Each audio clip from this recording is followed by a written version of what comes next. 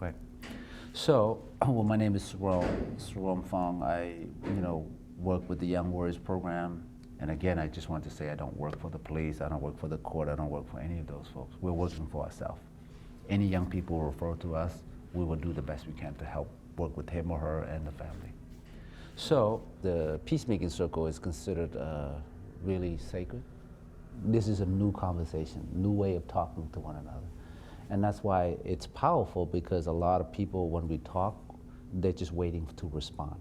This is not respond at all. This is just listening and pure listening. And that's very powerful, because listening helps us connect with one another. And so basically the first round is just to check in, introduce yourself, who you are, how do you feel coming here? My name's Andy. Well, and thank you guys for being here. Thanks, Rom. I don't know, without you guys, I wouldn't be in this position to get this offer to get out. I guess it's like a opportunity that God gave me, to better myself, see what happens. I don't really know, Tengo 48 años, soy de la Ciudad de México y trabajo en la construcción y seguimos luchando para tener una mejor vida y un mejor sueño, como decimos, el sueño americano, y por esa razón queremos salir adelante con Andy para tener ese sueño completo. Esperemos que todo esto sirva, y en verdad estoy ansioso para tener a Andy en casa y seamos una familia como la queremos antes. Mi nombre es Lucina, soy mamá de Andy, y pues yo le quiero decir a Andy que esto no es vida. Y deseo de todo corazón que él sea un buen joven. Hello, my name is Melissa, Andy's sister. He's my little brother. And I don't like seeing my parents cry. And I hope he comes back soon. And my dad and my mom only has me and Andy. And we had to be strong. We had to get a good career so we can help them when they're. But I can't do it myself. I need you. I don't want you to be in prison. I want you to come and help me. I don't want to say it, but I don't believe Andy's gonna change until he shows me. Great. Thank you.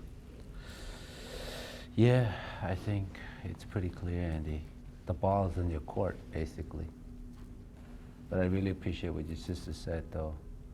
You can't give us lip service either. I hope that you are taking this very seriously, because you have a beautiful, amazing family that loves you and support you. And whatever we can do to support you and your family, this is what we're here for. So a little bit about myself. I was, born in Cambodia. I was born in 1972 during the war. When I was 5, they separated me from my family. Because everyone from 5 to, I believe, 65, you have to go to work. And I was with about 8, 9 boys who were in the middle of rice field somewhere. I don't know where it is. So that's going on for about 4 or 5 months, I believe. Maybe a little longer. I couldn't remember the time frame, but it feels forever.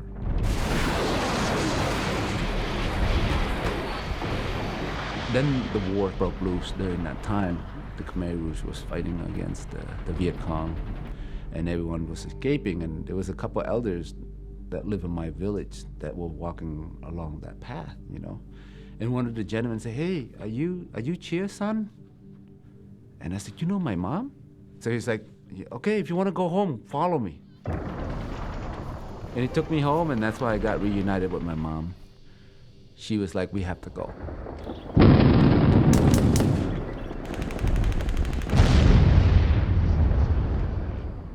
I reflect on my life and all the things I've gone through in my life. I still remember that journey leaving Cambodia to Thailand. It was really hard because they were shooting at us. We couldn't walk any faster, We just do the best we can. We're dragging, we're carrying, and it's not just us. This is the entire country.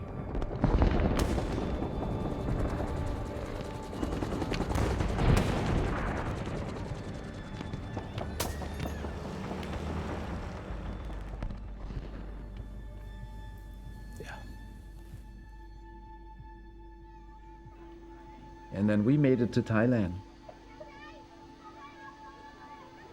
So we lived in Khao Dang camp for about maybe 2-3 years. Got a name call and we got to come to the US.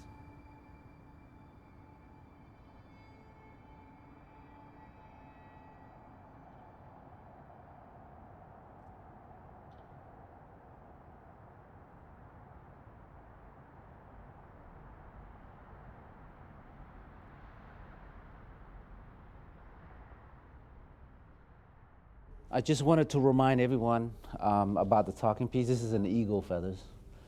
It's a very sacred animal to a lot of indigenous people all over the country and all over the world. This particular talking piece was given to me by Bill Russell. He's descended from Blackfeet and he is an Assiniboine Sioux. And he's considered a Vakan, meaning a holy man. One of the things about having an eagle feathers or holding an eagle feather is that you must learn how to speak your own truth, and it has to come from the heart. You know, it can't come from the head. So I think the first thing we need to talk about is really about school and his schedule. So you want to share to your mom and everybody else? Well, like they where you know. want to go to school? Yeah, I don't want to go to a regular high school, and I know I can't go to Highline because I'm expelled from Highline for a year. I was like thinking of going to like South Seattle Community College. If that's what you want to go, and if that's where your families want you to go, I think we can help you, try to get you enrolled in there as soon as we can. I think the more you miss school, the more it's not good for you. Yeah. And here's my request from Andy. I think he should check in with us every evening, you know, like around 7, 8 o'clock. The reason why is because I want to be able to know what you're thinking, how you feel. I don't think it'll be really hard, but I just think getting used to checking in with one another. I don't want it to be a one-way street. Yeah. Like I have to call you all the time. I want us to call each other. Okay? Sounds like we have a good plan? Yeah. In the very shadow of Boston, this blue-collar, working-class, melting pot town where Jews from old Europe and Italians and Irish once traded their past for America's future.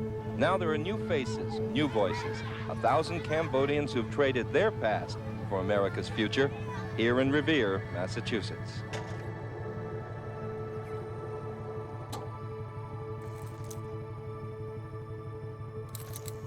The first maybe year was the most happiest time in my family.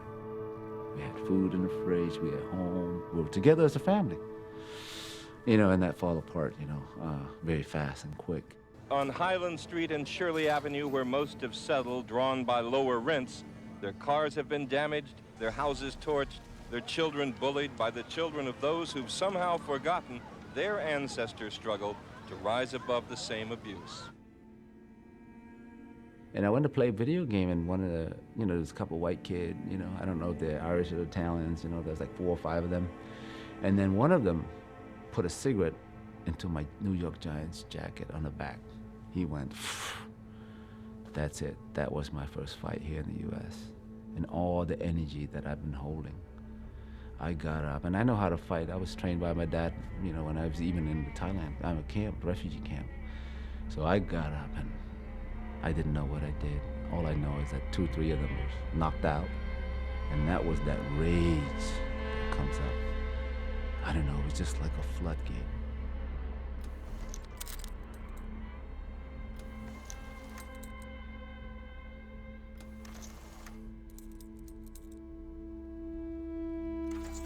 And then I see my brother and my family and other family, men. They would meet together, 20, 30 of them. They talk to each other. We got to stand up for our people. We got to protect our family, our children, our women. They walk from our house down to the project and fight them. There was 20 Khmer men against maybe 100 to 200 people. And the police came down, they arrest most of our guys. And then we start to pick a fight with people.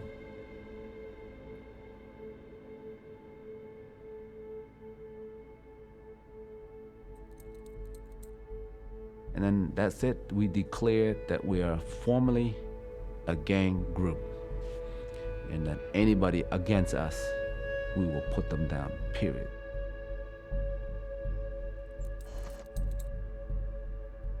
I was ruthless, on the street. Anybody who treat my community and people not, I'll take care of it.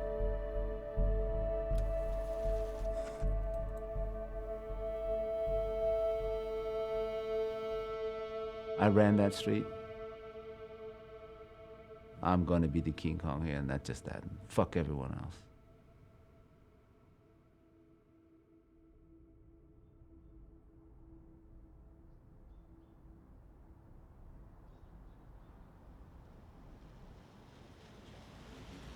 So today's circle is kind of a little bit different. What we have is we have Kenny here and Andy here. So they're the youth who are referred to our program, and it's gonna be our job to help mentor them. So for today's circle, it's gonna be continuing just talking about relationship and trust, and how can we work together and all that. I was referred here too. I was in you guys' predicament.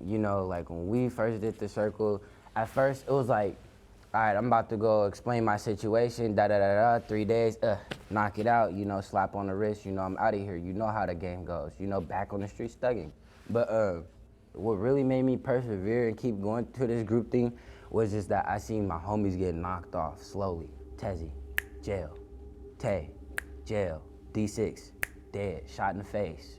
And it's just like, damn, bro. And I know if they would've really kept coming, they only came, Tezzy probably came 1 day, D6 probably came 2 days, and that was it. And they slowly start failing, slowly. At first it seems shaky when someone say they want to help you. Everybody say they want to help, but don't really help. That's what angers me the most. It kind of makes me happy now, because it's like, bro, these dudes are solid. They really kept their word. I'm not even gonna, I'm not gonna sugarcoat it, none of that. And I just wanted you guys to really understand how big this opportunity is. This is something you really gotta be down for. Trust the process, and you're gonna go through with it. You see the picture I'm trying to paint for you guys?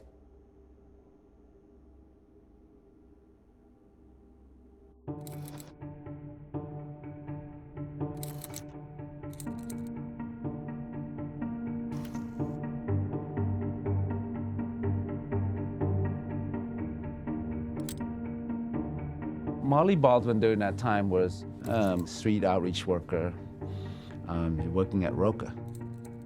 And she was looking for me. Oh yeah, no, he had a lot of influence with his peers and in the community, and as a person, he personally is quite charismatic. Finally meet up with me in the middle of the street somewhere, on Shirley Ave, and she's like, you must be Sarone? And I was like, yeah, maybe. What did you want? I mean, yeah, it was kind of crazy, I'm a white person from this country, completely different context, and interfering, interrupting, or kind of relentless outreach is what we call it. You got a gift, Sarone. You can influence a lot of people, and you have a lot of people who respect you, and you have a lot of people who listen to you, and people are afraid of you. Use that for the good if you want.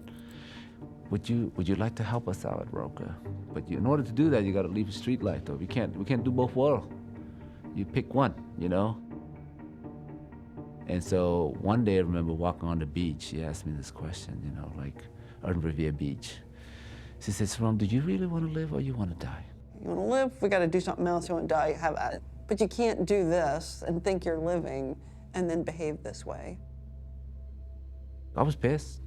I was like, you get to come down here and talk shit to people like me. You think you're some hot shit, and I just swore a storm at her. Oh, God, he would get pretty angry at me. I mean, that was the biggest response, just furious. Of course I want to live, Molly. Like, what the fuck are you talking about? I came to this country. I fucking walk days and night. I fucking go through a lot of shit. What the fuck is wrong with you? Of course I want to live.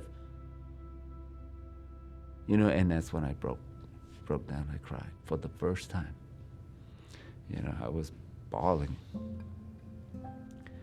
And because she was right. Everything I do is about dying. And all my dream and hope, desire to leave my homeland was to have a good life, or to build a good life. And I forgot that purpose of my struggle.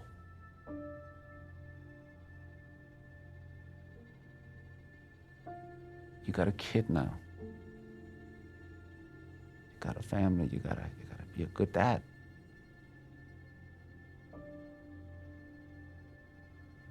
That's when I was like, all right, I'll give it a shot.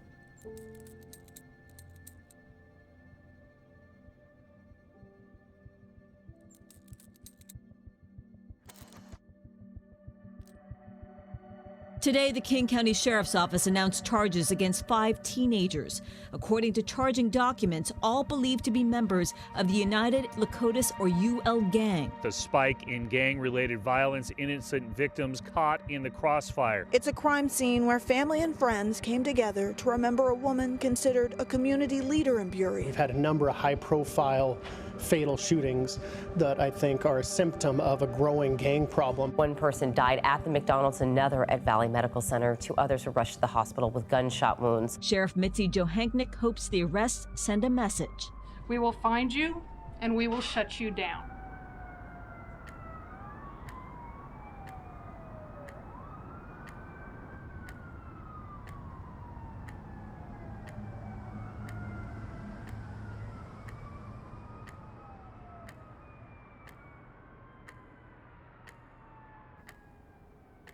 I already know by taking his case, it was a really big risk.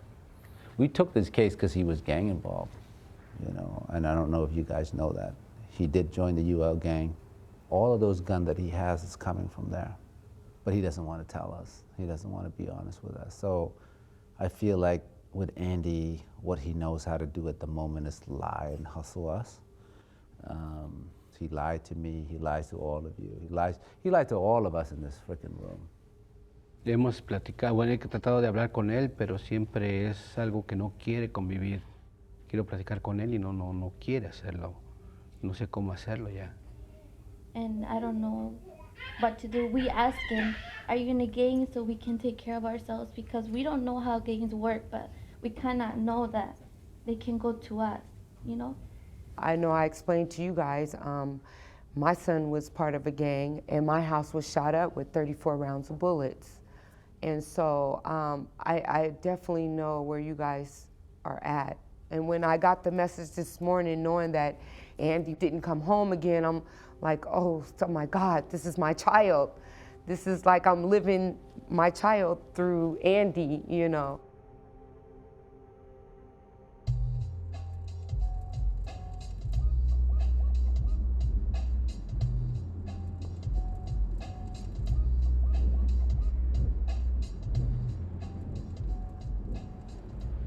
When we're doing this stuff to try to change Andy, he's probably going to show a lot of resistance. So the idea is to not use that energy trying to change him. The thing is that when we're not forcing him no more, he has no resistance. And when there's no resistance, he's going to have to sit put and make a decision. It's not so much about that scare tactic. It's about telling him we love him, we want him to be here, but he needs to make a choice. I don't want you to yell at him, scream at him. I want you to talk in a very compassionate, understanding kind of way. To show him that you really loved him, but you're not going to participate in his bullshit. I think to me that's the tough love we have to give him. Gentle, compassionate, understanding, but draw the line. You have to not be afraid to tell him how much you love him. Love has to be the center of this. It's very tricky with Andy. You know, I just know enough about this gang life that it's really hard. Because here's what it is, he has to make the ultimate decision.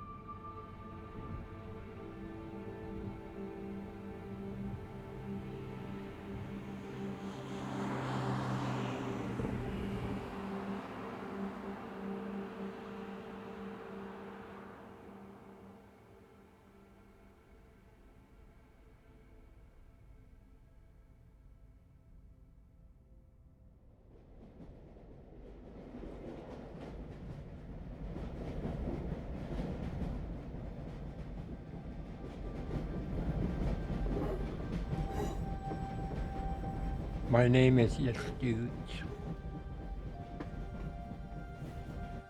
Daka Klinget. Yestuj Jakadu Sao. Kokazan Kat. Yanyedi Dakchant. Daka Klinget. originally from Sina, Alaska, my ancestry. Plus, I have some white English and a little bit of, if I get any kind of trouble, it's the English side of me.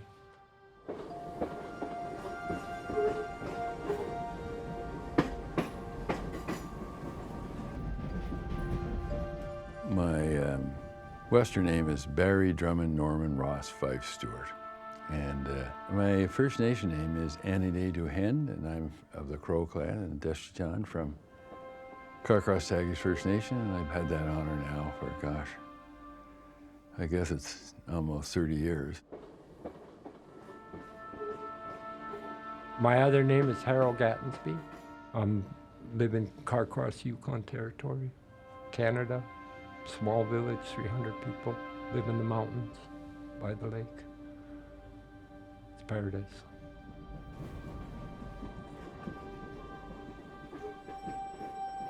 I went to the Yukon in 1978 to fulfill a sort of a dream list that I had when I was 16. I wanted to live in every province before I settled down. I wanted to see all of Canada. And the only place I hadn't seen was the Yukon. So I applied to be a fishing guide, I applied to be this or that, and just wanted to spend the summer in the north. Somehow I ended up being a deputy judge. I was raised by my mother, had 5 brothers, 1 sister, single mom. I went to residential school when I was 8 years old in Canada. The boarding school, residential school, mission school. The Canadian government has it recorded that the intention of residential school was to kill the Indian in the child. Initially, I thought, there's something wrong with this, where I bring a whole army of professionals into a community, basically kick the door open of the community hall and say, we're here to solve your problems. None of us lived in the community. None of us knew any of the problems, and we certainly didn't know the culture. But we were so steadfast, confident, that we knew what to do. And we turned all of their problems into legal problems and tried to solve their problems with legal solutions. This residential school supervisor, he was a religious person. At one time I had to get down on my knees in front of this man, and he had this King James version of a Bible. They're thick. It's a big book. And he told me, he said, Jesus loves you. And every time he said, Jesus loves you, he smacked me with that Bible on the side of the head. And I don't mean just like a tap. I mean like he just about knocked me out with it. He did that 3 or 4 times. Jesus loves you. Bang! 9-year-old kid. I was hearing the stories about what was going on in their lives, offenders and victims. I couldn't believe them. I thought that they were exaggerating to kind of secure the mercy of the court. I knew nothing about mission schools. In Canada, most people knew nothing about mission schools until recently. I mean, it's an interesting thing as you get older, but I remember, being 10 years old and knowing 3 things for sure. Was that I was stupid, I was ugly, and I was going to hell.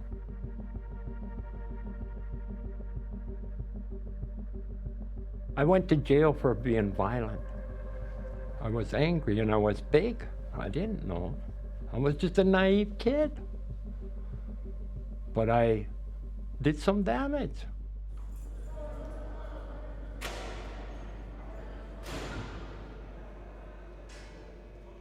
The second problem I noticed is all I had was sort of 3 tools. I could put them in jail, I could fine them, and I could put them on probation. And when I asked other judges, well, what works? We were like a doctor that was handing out pills without finding out whether the pills made any difference or not. And I was really running the pipeline from foster care to prison and to all sorts of difficult and terrible things. I mean, there's many suicides that are happening in the north because these are kids that we've just banged on. You're a bad person, you did a bad thing. We have to do a bad thing to you now.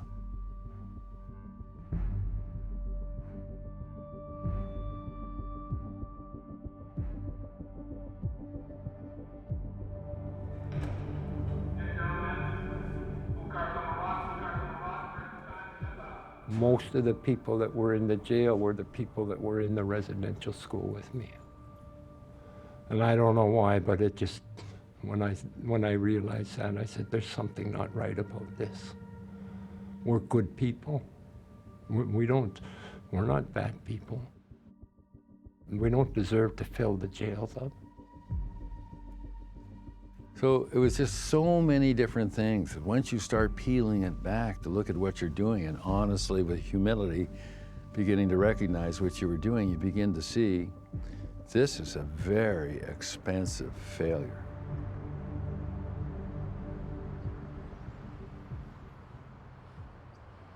I guess I'm glad to be here, you know, because last week I wasn't here. I missed it. You know, bad look on me. But I understand that, you know, I was doing wrong things back in the day, you know. But just because I go out nowadays doesn't mean that I'm out doing bad things, you know. Because that's for sure something I don't want to do no more. Because I don't want to end up in jail. And I know that right now I'm being looked at, you know. So I just want them to understand that I'm not doing nothing bad. Tú quieres que te entendamos, quieres que te comprendamos, pero tú no nos entiendes a nosotros. Yo sí te entiendo. Yo entiendo porque los 3 días y todo, sí, eso sí entiendo. Sí, yo sí Give him a chance to talk. Yeah, he has to talk. Antier, el jueves, te fuiste otra vez y llegaste mal. Pero me dices, estuve con Brian, estuve con Christian, estuve con Peter y no estás con ellos. Pero nuestra mayor preocupación es dónde estás, con quién estás, qué estás haciendo. ¿O qué quieres? ¿Estar allá en la otra gente? ¿O con nosotros? At the court, the judge clearly said that you need to be home at a good, decent time, and stay away from any substance abuse, because you getting high, you're already breaking the court order. If you test positive, they could pull you in just because of that. And that's what we're trying to tell you, like, you're walking a very fine line. Like, what do you mean when you say you want us to understand you? Like, I understand why, because I did things for them to think like that, but they should at least give me a little bit of space to give me a chance to think I'm doing something else other than something Okay. that, What you want is what? Trust, right? So, Andy, you love your mom, your dad? Yeah. Are you sure about that? Yeah. Now, I want to ask Lucy and Jose, do you love your son? Yes. Are you sure? Yeah. How about you, Andy? Have you received love from your mom and your dad? Yeah. How do you receive love from your mom and your dad? They show they care. How? They're here right now. They want to see me where I want. Lucy, do you feel like Andy loves you? Pues sí, pero a veces me decepciona mucho, pero pues. Do you hear that? Yeah. Okay. Just because you love your mom, that doesn't mean you know how to. Mm-hmm. Now, what would you think that Andy needs to do to show you he loves you? No sé, antes él llegaba conmigo y se acostaba, dice, mami, mira esto, mira el otro. Me platicaba así sus cosas, ¿verdad? Y ahora, pues, desde que empezó así, no llega, no se acerca a mí, no nada. Y yo sí quisiera eso. So that's what I think it's missing, is the quality time together. In marriage, in relationship, in friendship, and family are the same, Andy. If you don't do anything together, then there's no connection there. And then people begin to feel you don't love me anymore, you don't care about me, and then it just gets further and further. So here's my thought. Would you be able to talk to her and just tell her about your days and each other's days? Yeah. Sí, yeah. Good. Yeah, she's real happy. Yeah, good. Because if you do that, guess what you help her feel? Trust, right? Good. Now let's get to your dad. Have you received love from Andy? No? Why? Él ha crecido, ha cambiado, tiene nuevas mentalidades. Antes éramos muy buenos amigos. Ay, para eso se Okay, hold on. Let him speak. Pero ellos no. Aprendimos a pescar juntos. Nos íbamos juntos a pescar. Porque éramos una comunicación, éramos juntos todo el tiempo. Y entonces esa comunicación se rompió.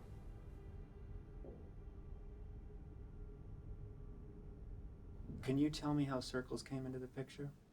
Okay. So circles have been around in every single civilization. It doesn't matter what ethnic group you're talking to. At one time, when there were no disposable people, when everybody had to get along to survive, people had to sit down together and talk. So this is a very ancient idea. I worked in Papua New Guinea for 5 years for the government as we were fighting for independence. And I was able in my time there, this was before I went to the Yukon, I was able in my time there to understand much more about traditional justice and traditional laws and what that meant and the respect that had to be there. So I had a little bit of exposure to the talking circles, and I really began to recognize and see that conflict was a really important part of building community. So when I really got to the notion of how circles might be something to use, it seemed to me that what better testing ground than the courtroom.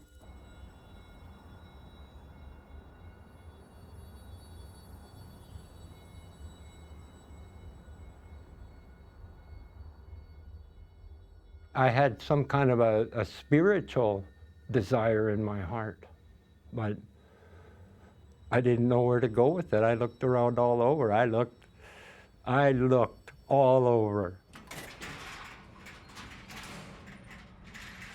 I was invited to a ceremony, actually my brother and I, a sweat lodge ceremony. We want to go up to jail and sweat with them boys up there. Hello. How you doing? Nice to see you. My brother and I both started going on a regular basis, and we became helpers of this ceremony, and we did that about 6 years with them, I guess. And I suppose I had the highest of intentions and hopes for some miraculous thing to happen to those people we were working with. And then to see them come back inside again, you know, 2 weeks after they were out, it was kind of like discouraging, you know. I thought, gee, we're failed, you know, we failed. We haven't been able to do what we came in here to do. The judge one day in my little tiny community in Carcross, Yukon, came to see me. And he said, Harold, he said, it's not working, this court system in the community. He said, I'm sending the same people to jail all the time. He said, do you think we could try something different?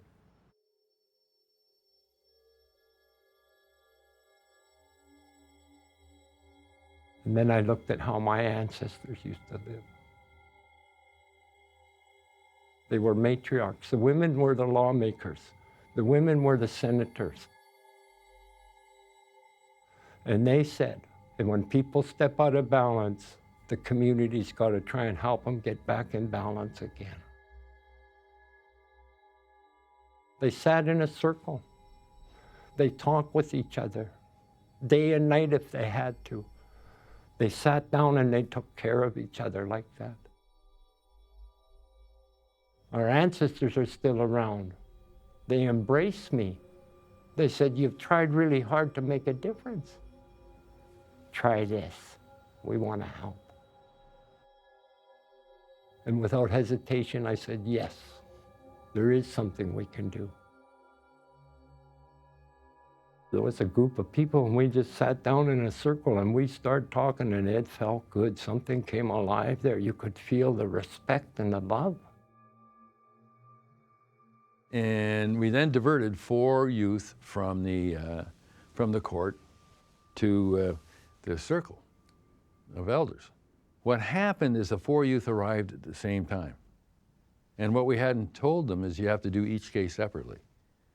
So they spent quite a bit of time trying to figure out what they're doing, looking over to us and saying, and what now? We just said, no, go, do what you need to do.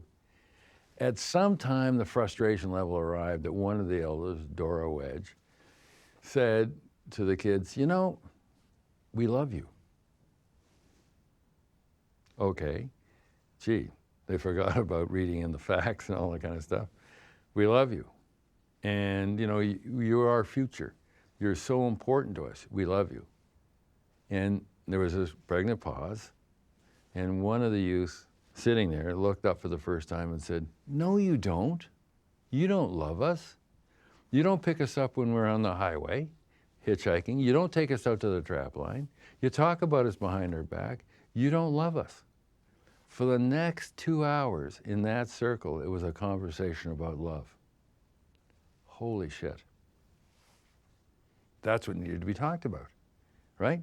There was a disconnection between the youth and the elders, total disconnection. And they both needed to have that connection. So it finally got pretty late and somebody said, okay, well, I think that's enough for tonight. Not us, they said that. Thanked the elders, and off they went. So about 3 minutes later, one of the elders said, whoa, whoa, bring him back, bring him back. What? We didn't impose a sentence. And Bill and I had the presence of mind to say, I think you did.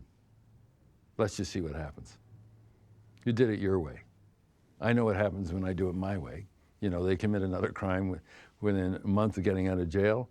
You know, I mean, let's just see what happens. And what happened is, anonymously, elder sidewalks were shoveled, wood was packed up in the back, fish and moose meat was dropped off, and elders started picking up the kids. And of those 4 kids, one of them got in a bit of trouble, but not much. The other 3, not at all. One became the Grand Chief of the Yukon. And I put it down to only one thing. They made a connection. People started saying hi to the judge. They seen him on the street where before they might just run. We started to build a community spirit. And so, man, it took off like a snowball rolling down the mountain. People got interested all over the place, you know. We started going outside the Yukon.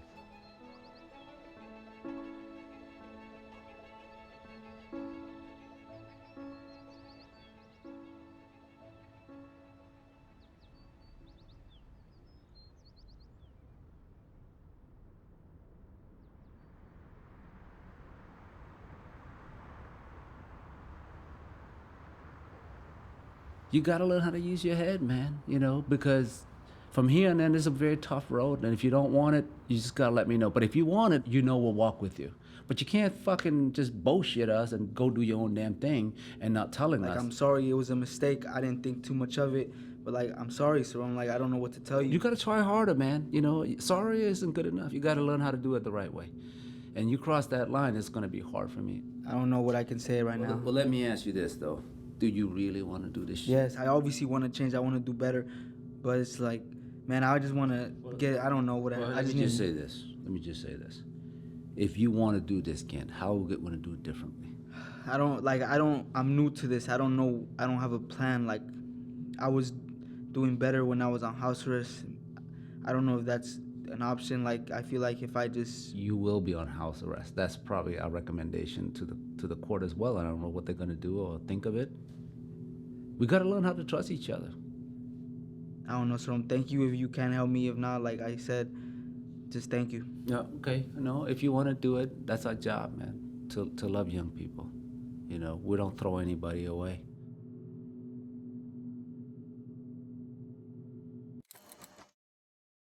So Carolyn Boyce Watson from Suffolk University was hosting a restorative justice conference.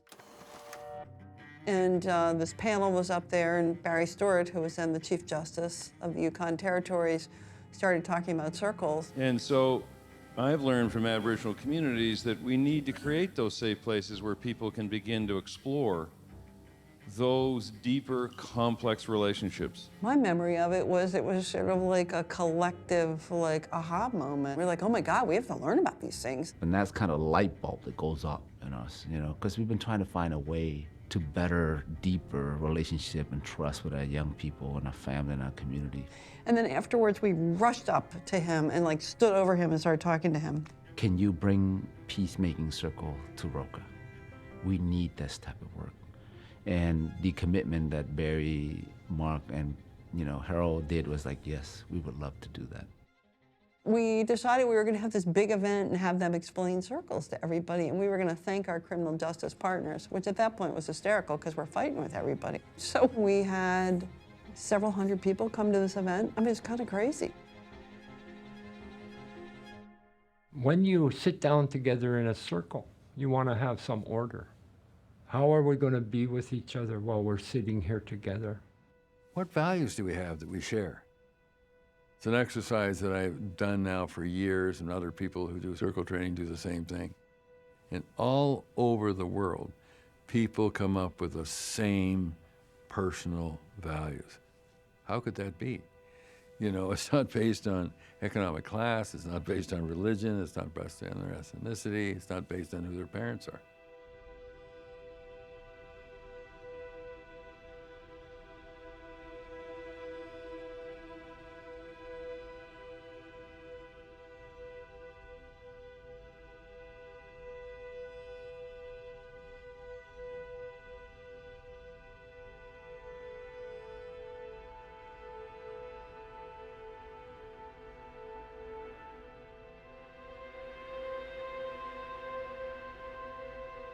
Then you think about, where do you see those values in the way in which we deal with conflict? How many of those values do we see emphasized in our courtroom? How many of those values do we see emphasized in the way we meet, wherever we're meeting? And how many of those values do you see in our legislative houses? We have now designed systems to deal with the conflicts in our countries, and in our homes, in our schools, in our churches, that have nothing to do with the values that we share. Holy shit. No wonder we're in trouble.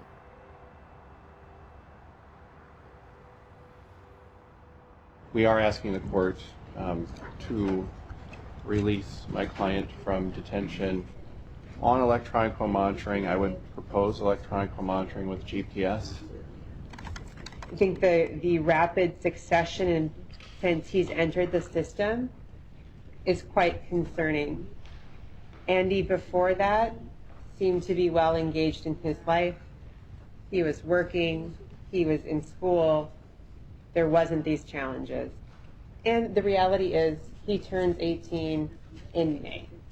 And this is really going to be our last ditch effort, likely, in the juvenile justice system to serve Andy. You know, I want you to see what a good life could be like. I want you to see how amazingly supportive your dad is. I want you to see how many people out there in the community care for you. So I'm going to give you a shot. I know that lots of other people have given you a shot, and that's their experience. This is the one shot I give you, okay? Yes, sir. And high supervision means calling in every day there too. It's technically referred to as high surveillance. Right. Yeah. Okay, EHM, surveillance level high.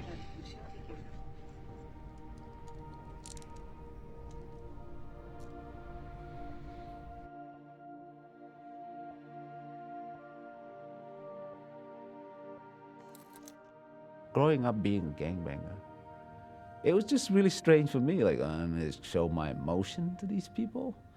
Like, I don't want to show no emotion to anybody. That make me look weak. I was considered during that time that crying is weak. Harold, I remember Harold, he loved that big hand that says, it's okay, sir. Do the best you can, man. It's okay, you're okay, you know? And I was like, if he said it's okay, I'll do it. And for the first time, I picked the talking piece. It wasn't heavy.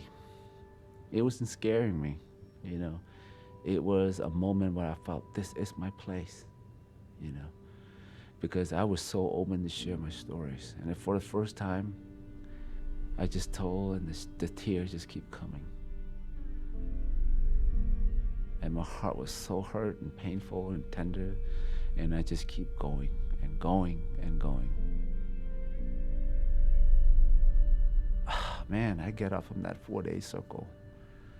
Ooh, man, I felt like I walked in hell and come back, you know? I felt so healing, so refreshing, and to know that I have a heart. That was the most beautiful thing I never experienced. Like, I have a heart. You know, I'm not bitter about life. Like, I have a heart that's good, it's healthy, it's beautiful. And then that's kind of the shift and epiphany moment to my life. That's where I understand that this is what I want to do for the rest of my life. Like, my whole human spirit, that essence of purpose, what it means to live a noble life, you know, a good man. That was it. And so I got fell in love with it, and Molly was kind of, and everybody wrote us like, go with it.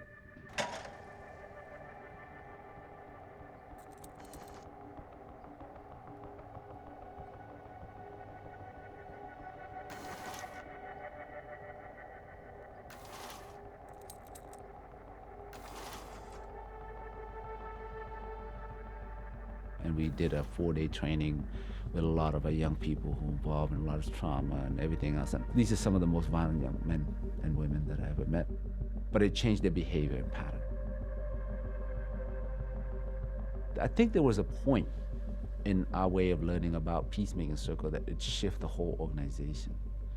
You know, Molly and myself and our senior staff got together and say, hey, we gotta do things differently. And I said, what was that?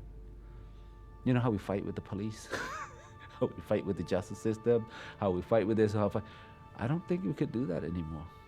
And I learned that if the judge or the police hated us, the young people that we work with, you know, they have a hard time.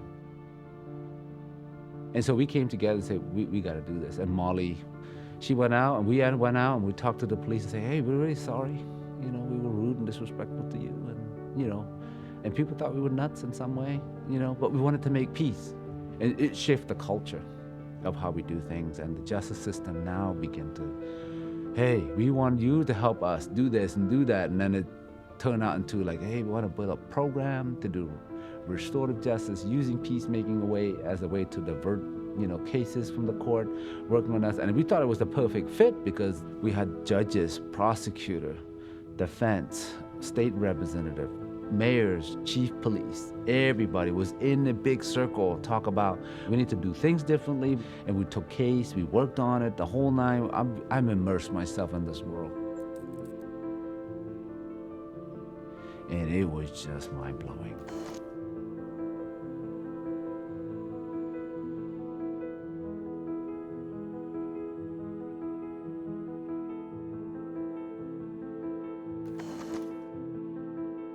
To be honest, you know, like, I guess I would say I'm mad at myself, you know, because I'm back where I started in July. Everything, you know, was going good. I was out. I only got a taste of freedom for a month. I don't know, you know, I'm just I guess, waiting for school to start. That's the only thing I'm looking forward to, school. And yeah, that's it. Bro, you dodged the bullet. You don't really get it until it's too late. And it's like, bro, whatever it is, bro, don't let your temptations get you, like to cut your monitor off, you know, to go smoke, drink, whatever. Bro, don't do it, bro. This is exactly what they want you to do, bro, because they got you right there on the edge. You're sitting at the edge of the dock. They want you to jump in the water. Don't jump, bro. It's not worth it. Just take a knee, recuperate. You know, thank you again. You know, it's about 6 o'clock. I know that 6:30 is your curfew. So if you don't mind, I would like to call it a day. In my traditional language, they call it A1. That means this is the end.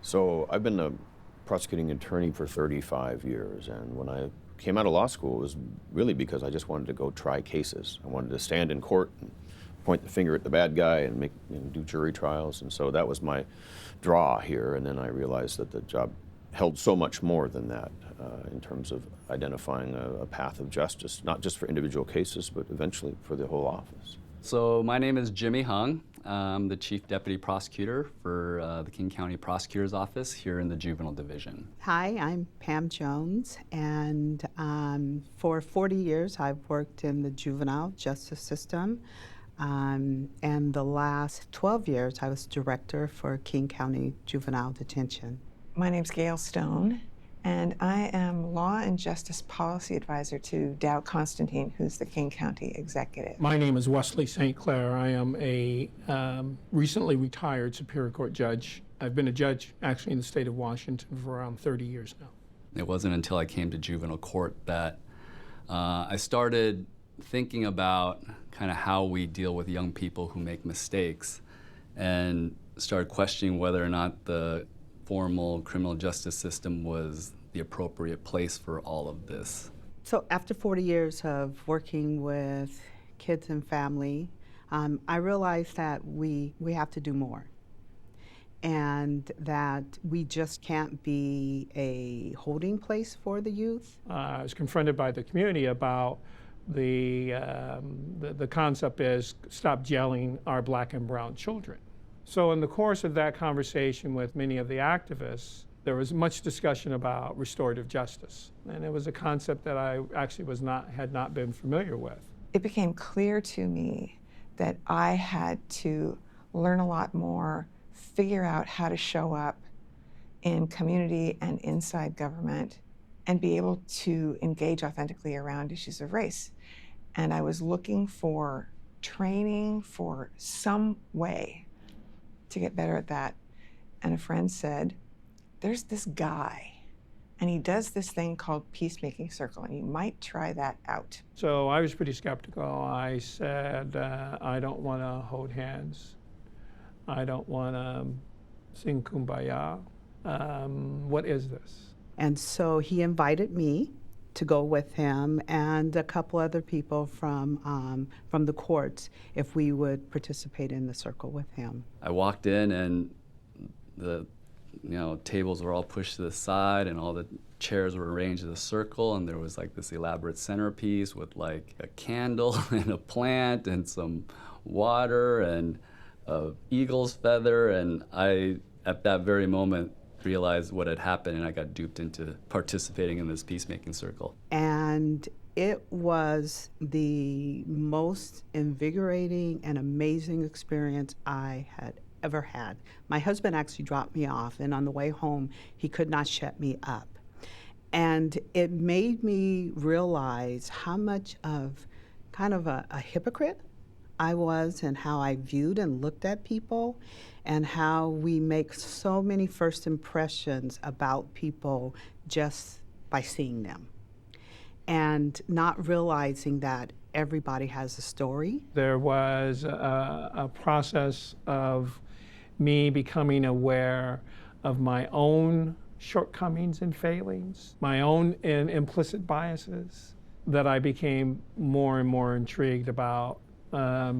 Is this an opportunity for us to develop new relationships that then can create different outcomes? It was crystal clear to me that that was the path into real community engagement and to real systems change. I have to say, and I'm ashamed to admit it, when I first heard about Peacemaking Circle, the name caused me to kind of mock it and ridicule it as some hippy-dippy stuff, although I like hippies. Some of my best friends are hippies. But then I sat in on a circle, and I keep the talking piece that Sarome gave me after the first session. I keep that on my desk just to remind me that there is another way. You see, when a young person comes into court, their attorney rightly says, don't talk. I'll do all the talking for you. That's what a good attorney is supposed to do. When you come into a peacemaking circle, and all of a sudden this talking stick is in the hands of a 16-year-old boy, and all of the adults and everybody else in the room is leaning in to hear what he has to say, that is a powerful moment. It was remarkable that after 16 hours of sitting in this process with other human beings, I had so drastically changed the way that I thought about other people, how I saw myself in the world, how I saw myself as one, as a prosecutor, two, as a human being, as a father, as a husband, and all those things. And it made me think about, like, well, if that could have that sort of effect on me, who I felt was a pretty well-baked, human being at that point, what could that do for these young people who are, at that stage in their life where the most important question they're asking themselves is, who am I? And so that was kind of the hypothesis, is that maybe we can put some young people through this process and see what happens.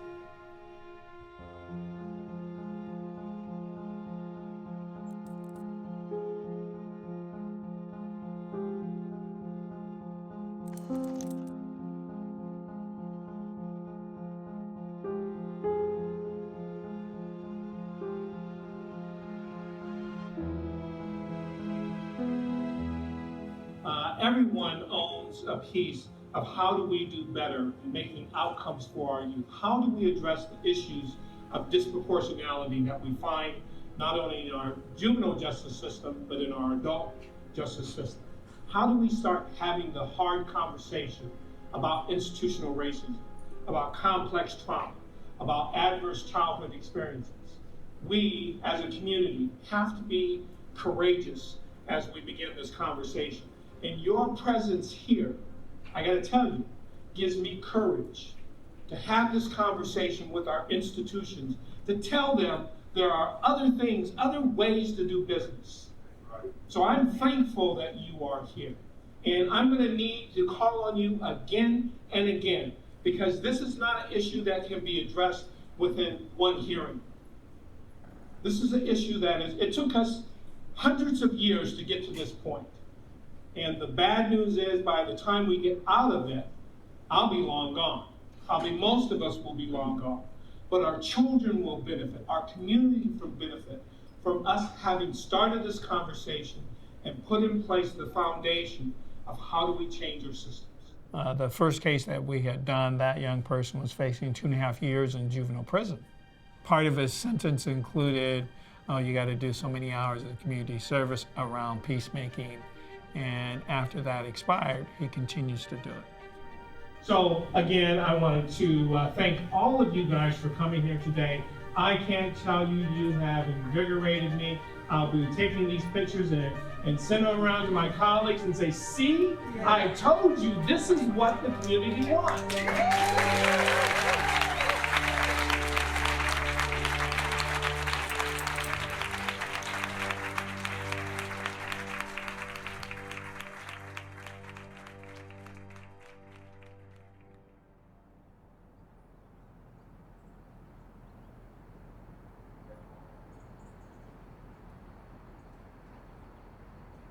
This time, right now, I feel like I feel like it's been the best time of this whole program that I've been in it, because I've been going to school, I've been going home, I've been calling you at night, so I feel like I'm for sure getting better, but I don't know, I just feel calm and nothing too hectic, it's just cool.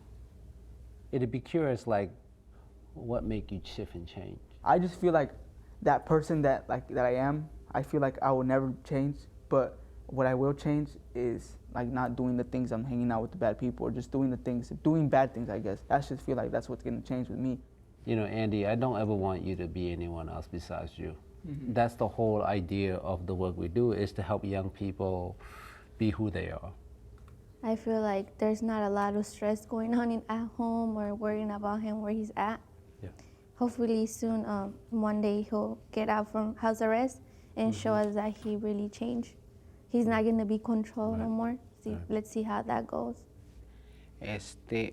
Pues es que yo quería el cambio rápido de Andy, le esperaba el cambio rápido de Andy, pero lo estoy entendiendo y lo voy a entender mejor para que todo sea el proceso como debe de ir. The piece I was thinking about is this round is to do the storytelling, whether you want to share a moment you remember about your family, what is that you guys go through and all that stuff that made you become a family, and what are the reasons that kind of separate everyone?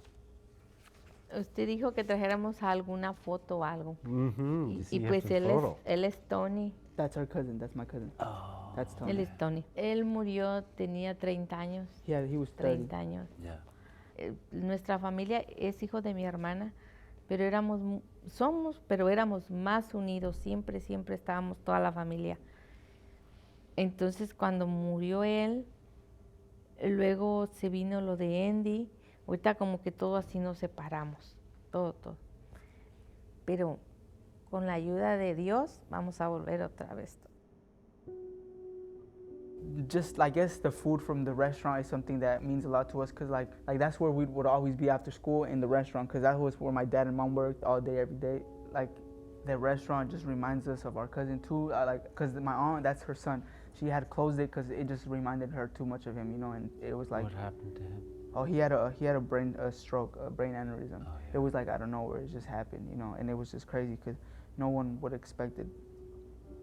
After I started getting in trouble, we don't know why, but the family really changed. Like, it's not the same no more. Like, man, I don't know, it's just sad. It's just weird. I guess I'm pretty sure we all miss it. I don't know, hopefully everything goes back to normal.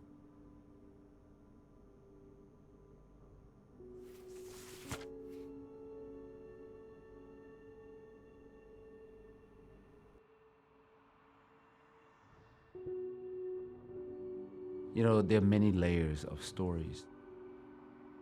There's a surface, there's a deep, and then there's a forgotten. We get used to selling that surface story, building a perception for the outside world to see us, that we're perfect, good people, that nothing is wrong with us, and we stay stuck in that way. You and I know, and the rest of the world know, that that's not what human is all about. We're all struggling with some sort of things. We carry some sort of things. Being, if we want to grow into our full potential, we must get deeper into ourselves. But the question is how? The most hardest things to heal is the deep and the forgotten one. And the only way to have access to the forgotten story is to hear other people's story. That's the only way. So if I listen to somebody's stories about, you know, I grew up as a young kid and I've been through trauma, and suddenly it just, that lightning just strike me to my heart. It's like, man, I was that kid. And then when you get to your turn, you now have access to that story.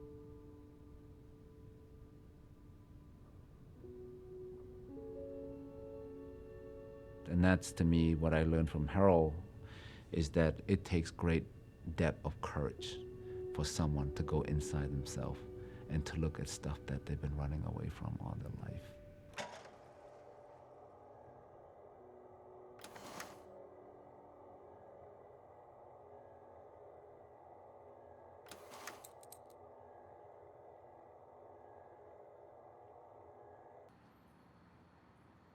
So Diego was a young man who was a participant in our peacemaking sort of experiment here in juvenile court in King County. We learned pretty quickly that he was involved in a local gang that was very active. And this is one of the gang here locally that has really been causing a lot of havoc. And people are showing a lot of concern because there was murder. There was pretty serious stuff. They're youth, but they're pretty serious stuff.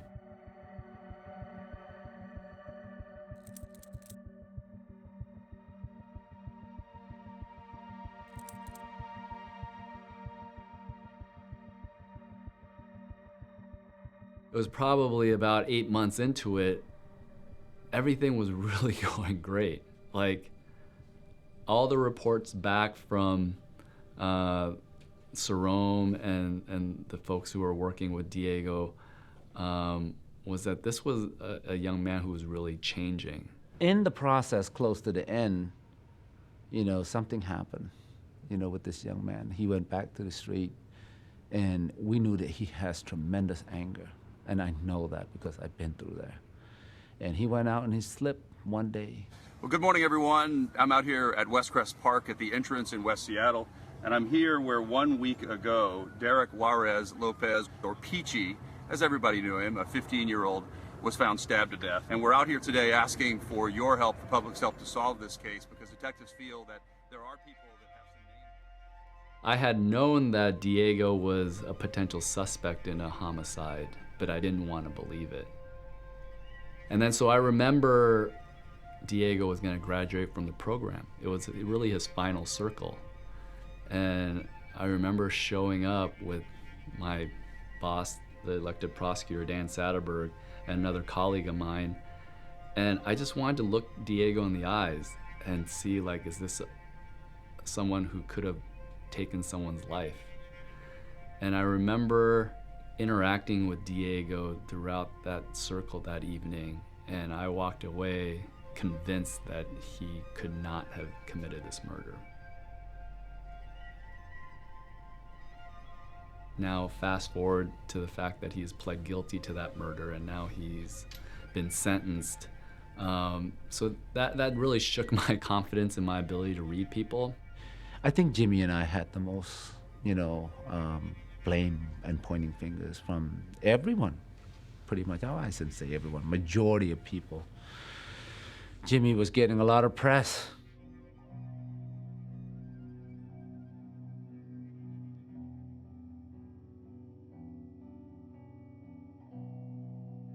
That proceeded to really put the brakes on peacemaking as a true diversionary option.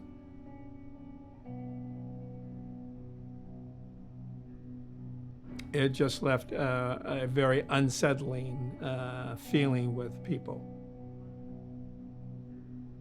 Even though I argued strenuously that this is no different than someone who had been sent to prison, they get out of prison, they kill someone. So what's the difference?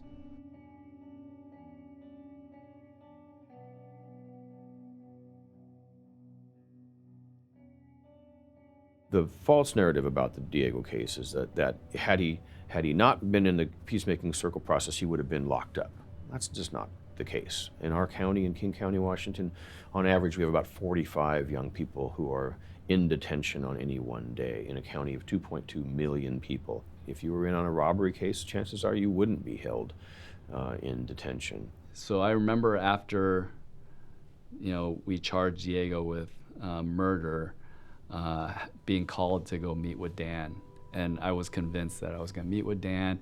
I knew he wouldn't be angry at me, but I was convinced he was going to say something to the effect of, all right, Jimmy, the peacemaking stuff, that was fun while it lasted, but we can't do it anymore. There was a moment where we all sat back and said, ooh, should we just abandon this altogether? And there were certainly people in my office who suggested that we should. That it was too risky. Let's just keep everybody in court. Let's seek the maximum penalty in every case all the time. And if you really wanted to, as a prosecutor, to avoid any risk and any criticism, you would just say, we're going to seek the maximum penalty all the time in every case. But that's not justice. And that's not inviting the community into our work. That's telling the community that they're not important. What he said was, every day we prosecute people through the system. We send them off to prison. They get out, and sometimes they kill people, and we don't say we're going to blow up the criminal justice system. And so he looked at me and said, hey, let's find another case, and let's keep going.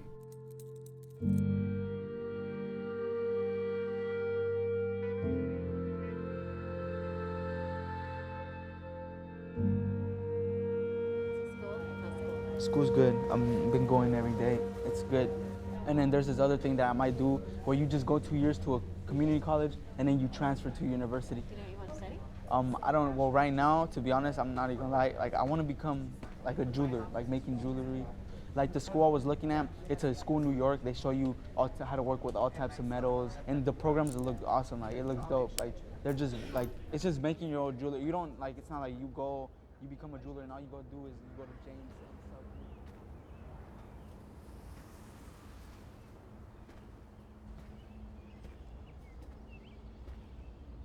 Like when I go outside and like I'm doing good and I think about my family, it makes me feel good inside because I know I'm not doing nothing bad, like it's just my mindset is changing now. It's after a little while, it's changing now. So now I don't even like care about whatever happens out there. It's like mainly about me right now and just chilling with my parents.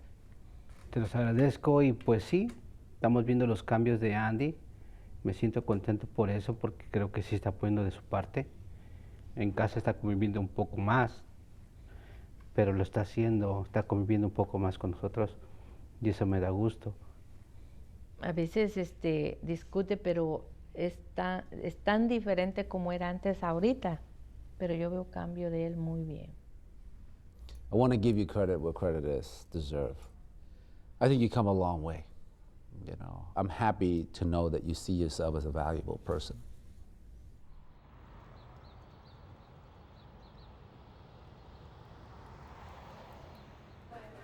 I want to thank everybody for, making the time and coming out to support the Young Warriors program, Me and the team have been expecting this day for a couple months now, and it's very exciting to be here now, It's just crazy, the support, how am I so lucky that I get so many chances? I have to take advantage of it because, no one gets this, winning a lottery ticket. When do you ever just get out of jail for having 3 gun charges and 2 stolen vehicle charges? I had to make the best out of it, and I've been making the best out of it. I've been going to school. This past semester was the first semester I passed classes ever, and I'm a senior, so thank you. Thank you. So,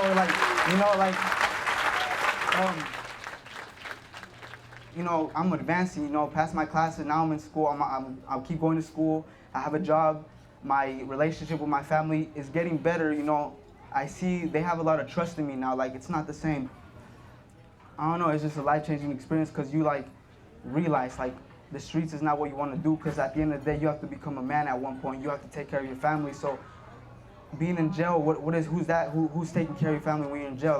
That's not what a man does. A man's supposed to step up and do what they're supposed to do, So that's what I've realized to this point. And there's a part of this program also tells me, but it's requiring me to do this. But I feel like it's the perfect time because it's an apology letter to my parents. I don't have it written, but I'm gonna just say it from my heart. I learned that when you apologize to something, you are accepting that you did wrong, and I know I did wrong, and I really haven't apologized to my parents because it's just I'm just trying to be better, and hopefully you guys see that. Quiero decirles que perdónenme por favor.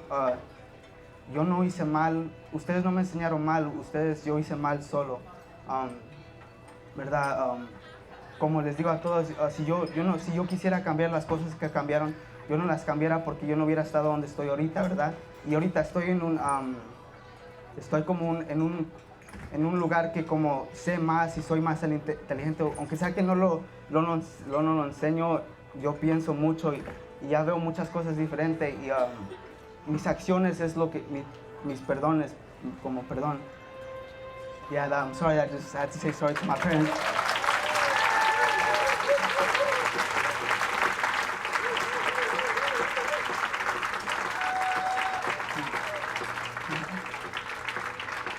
This is a circle family. I'm so impressed. Wow, I can go home and retire now because this ain't ever gonna stop. And I encourage people, nobody owns this. This is not native or black or white or red. This is human beings, us learning how to live together again. The world is changing. This is a change I want to be part of. I see a lot of other change going on out there. It's scary. It really is. It's scary for my grandchildren, that change I see happening. But this one here, wow, I'm feeling good, and I feel hope, and I feel encouragement to continue on. So I want to thank each and every one of you that have taken this up. I want to thank Sharon and this group of young people that's going to be taking over the world, seriously.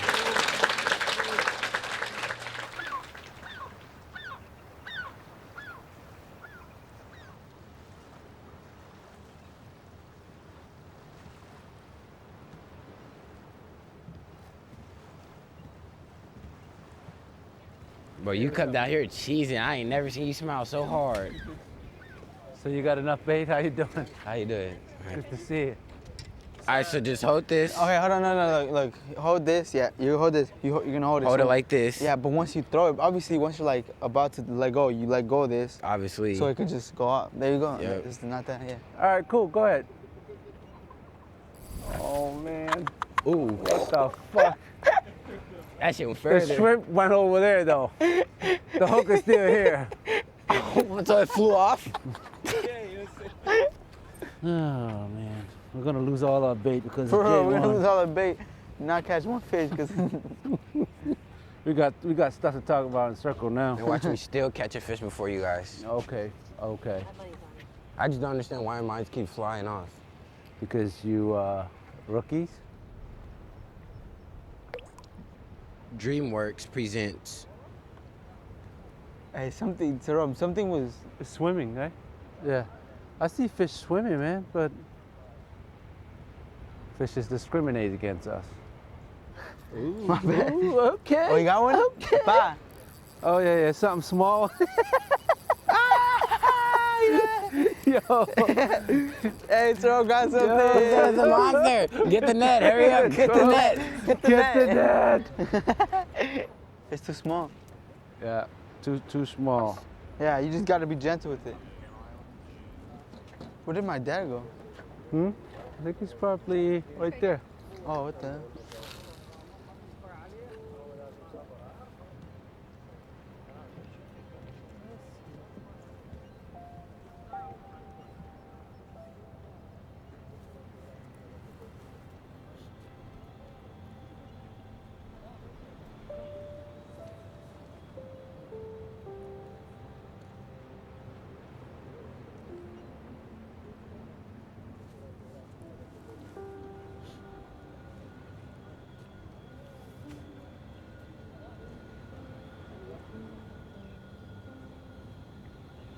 Is that an eagle?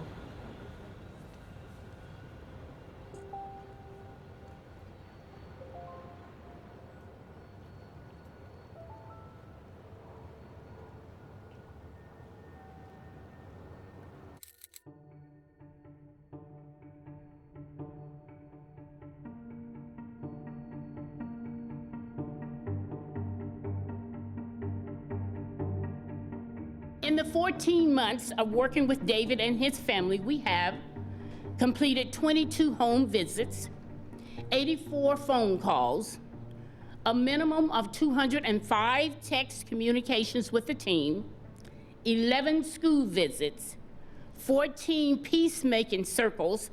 In addition to the recommendation from probation, the peacemaking coordinating team recommends the following: 6 months of volunteer work with the peacemaking coordinating team as a way to give back and pay it forward. When he came into juvenile court, I was concerned. There were these robbery charges. A weapon was used. I really wasn't sure about this young man. He wasn't going to school.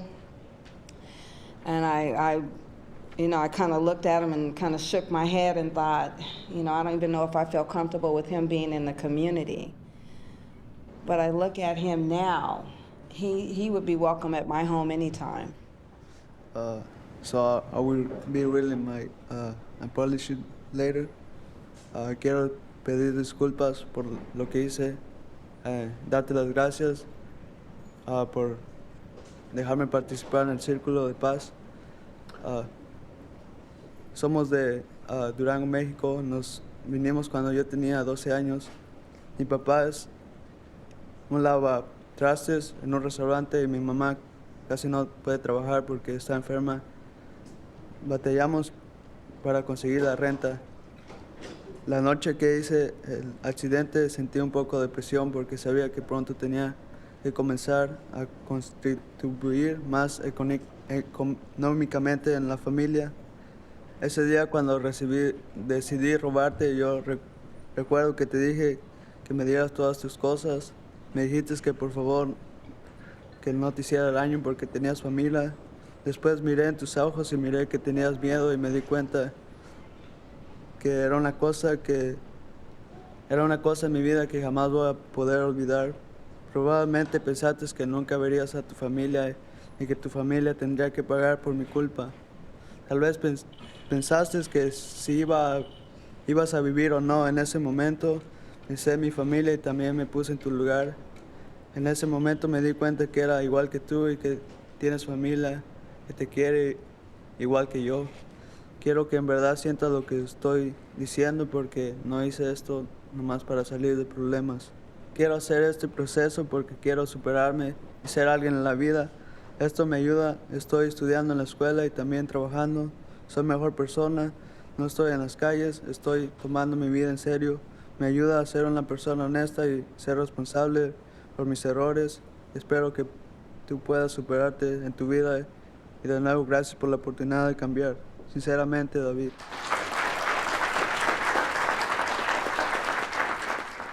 It is an incredible testament to David's work that he is going from looking at two violent felony offenses that would result normally in time at JRA to a situation where he has entered a deferred disposition on two Class C felonies and has the opportunity, if he continues doing the work as he's done, which I have no doubt he will do, of getting these cases dismissed. And that happens in a way that has allowed for accountability on his part. It has allowed for reparations to the community, and it has allowed for him to grow as a person. And whatever any concerns anyone has about that, about this process and the way it works in every single case, when it works, that last piece is something very special and something very new as part of the criminal justice system. And we can begin this process of sending David off with a successful beginning to the rest of his life.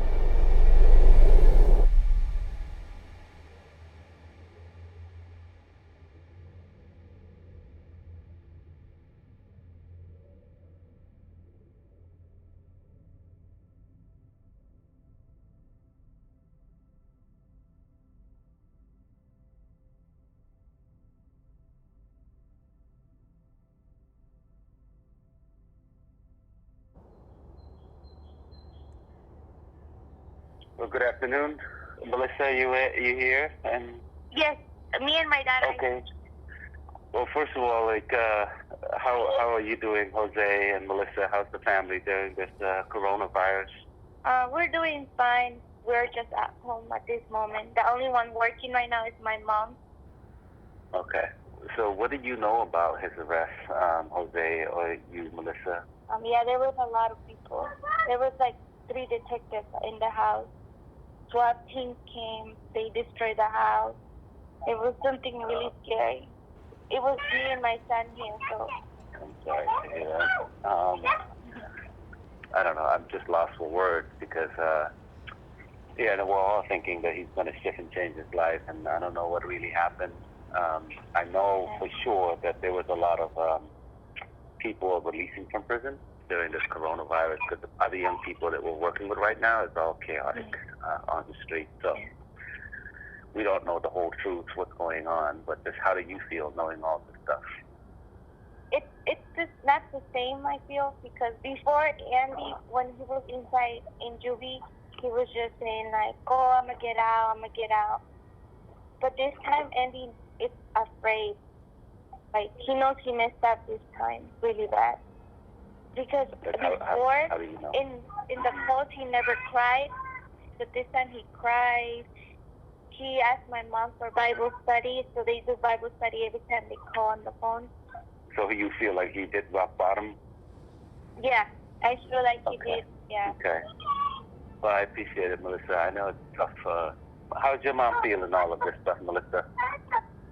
My mom said that she feels scared, and but she has faith that Andy's gonna change this time. She said that this happened for a reason. She always says that this happens for a reason because I know this is gonna help Andy change.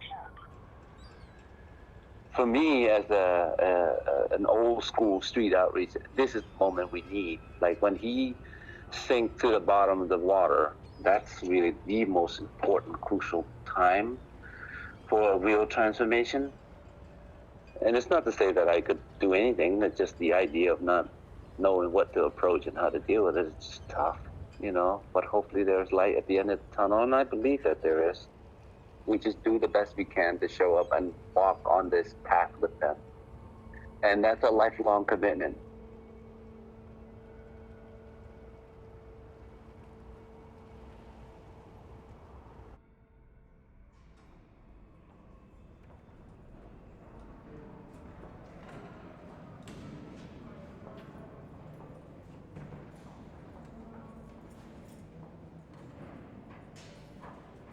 There's a time when I felt he was content, and that he was a part of something unique.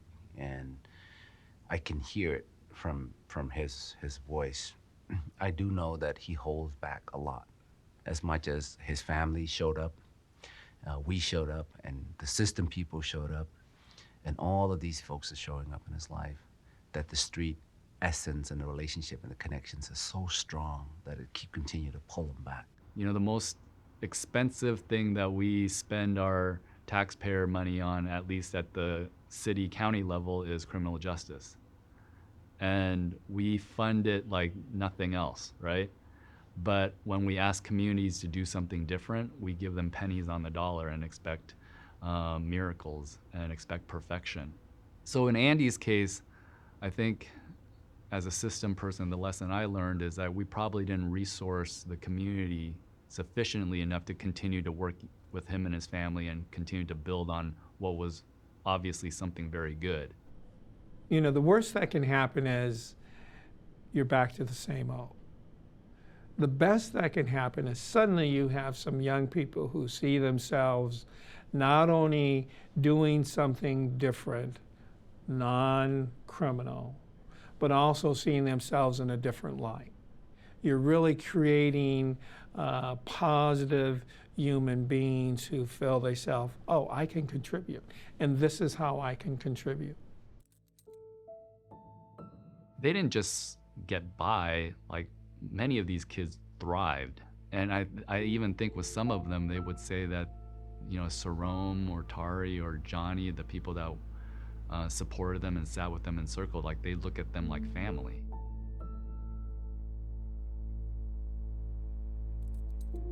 The connections that we created, it was really beautiful and sacred, and these guys knew it, and we knew it. We knew that that was the things that we needed. We need a family, a community that is healthy, that's supportive, versus a family and community that judge us. And so when people ask me about like, well, what's the success rate of peacemaking circles? I'm like, I can tell you what the kids that didn't go back and commit crimes, but that's just a small part of the story. You actually have to talk to these kids.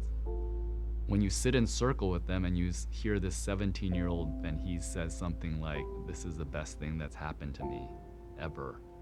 Like, I don't know how you quantify that.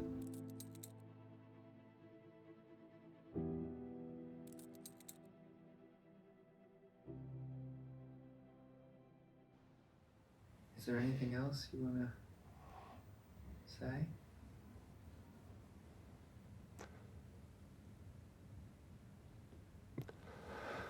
I'm 68 years old.